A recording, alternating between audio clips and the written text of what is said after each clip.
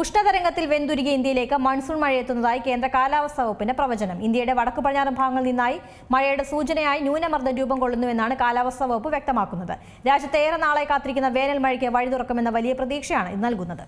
കേരളത്തിൽ ഇന്നും പെരുമഴ തുടരുമെന്നാണ് നിലവിൽ മുന്നറിയിപ്പുകൾ ലഭിച്ചിരിക്കുന്നത്. 7 ജില്ലകളിലായി യെല്ലോ അലർട്ടും പ്രഖ്യാപിച്ചിട്ടുണ്ട്. തിരുവനന്തപുരം, കൊല്ലം, പത്തനംതിട്ട, ആലപ്പുഴ, കോട്ടയം, ഇടുക്കി, എറണാകുളം എന്നീ ജില്ലകളിലാണ് യെല്ലോ അലർട്ട് ഉള്ളത്. ഇനിയുള്ള 5 ദിവസവും വിവിധ ജില്ലകളിലായി യെല്ലോ അലർട്ട് പ്രഖ്യാപിക്കുന്ന ഒരു സാഹചര്യം ഉണ്ടായിട്ടുണ്ട്. എന്നാൽ ഇതിനിടയിൽ ഇന്ത്യയുടെ കാലാവസ്ഥ ഉപഗ്രഹം പകർത്തിയ ചില ചിത്രങ്ങളുടെ അടിസ്ഥാനത്തിൽ അഫ്ഗാനിസ്ഥാൻ, പാകിസ്ഥാൻ, അതിനോട് ചേർന്ന വടക്കു പടിഞ്ഞാറൻ ഇന്ത്യ എന്നിവിടങ്ങൾക്ക് മുകളിലായി വലിയൊരു മേഘക്കൂട്ടം ചുഴലിക്കാറ്റ് രൂപത്തിലുള്ള അന്തരീക്ഷ വ്യതിയാനവും ഇതോടൊപ്പം രൂപം കൊണ്ടിരിക്കുന്നുവെന്നാണ് മനസ്സിലാക്കാൻ കഴിയുന്നത്. ഈ കാലാവസ്ഥാ പ്രതിഭാസം കിഴക്കോട്ട് ഹിമാലയൻ മേഖലയിലേക്കും വടക്കൻ സമതലങ്ങളിലേക്കും അതിവേഗം നീങ്ങുന്ന സാഹചര്യമാണ് ഉണ്ടായിട്ടുള്ളത്. കഴിഞ്ഞ കുറച്ച് ദിവസങ്ങളായി വടക്കു പടിഞ്ഞാറൻ മധ്യ ഇന്ത്യ കടുത്ത ചൂടിന്റെ പിടിയിലാണ്. ഈ ചൂടിനൊക്കെ തന്നെ അറുതി വരുത്താനാണ് ഈ ഒരു ന്യൂനമർദ്ദം നിലവിൽ കടന്നു വരുന്നതെന്നാണ് മനസ്സിലാക്കാൻ കഴിയുന്നത്. ദില്ലി, രാജസ്ഥാൻ, ഹരിയാന, ഉത്തർപ്രദേശ്, മധ്യപ്രദേശിന്റെ ചില ഭാഗങ്ങൾ എന്നിവിടങ്ങളിലൊക്കെ പകൽ താപനില ഇപ്പോൾ 45 ഡിഗ്രിക്ക് മുകളിലാണ് രേഖപ്പെടുത്തുന്ന സാഹചര്യം ഉണ്ടായത്. ഏറ്റവും അപകടകരമായ അവസ്ഥ ഉഷ്ണതരംഗത്തിൽ വെന്തുരുകി തന്നെയാണ് ഇന്ത്യയുടെ ഉത്തരേന്ത്യൻ സംസ്ഥാനങ്ങൾ മുന്നോട്ട് പോകുന്നത്. ഇതിലും അപകടകരമായ അവസ്ഥ രാത്രികാലങ്ങളിലും അനുഭവപ്പെടാറുണ്ട്.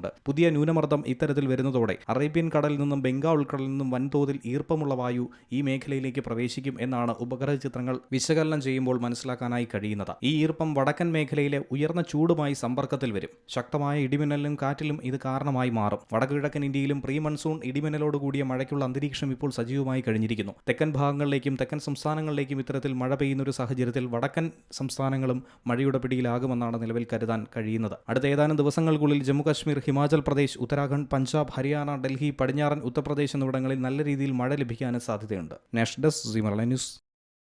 ഏറ്റവും പുതിയ വാർത്തകളും വിശേഷങ്ങളും വിരൽത്തുമ്പിലറിയാൻ സീ മലയാളം ന്യൂസ് എല്ലാ ഡിജിറ്റൽ പ്ലാറ്റ്ഫോമുകളിലും ലഭ്യം.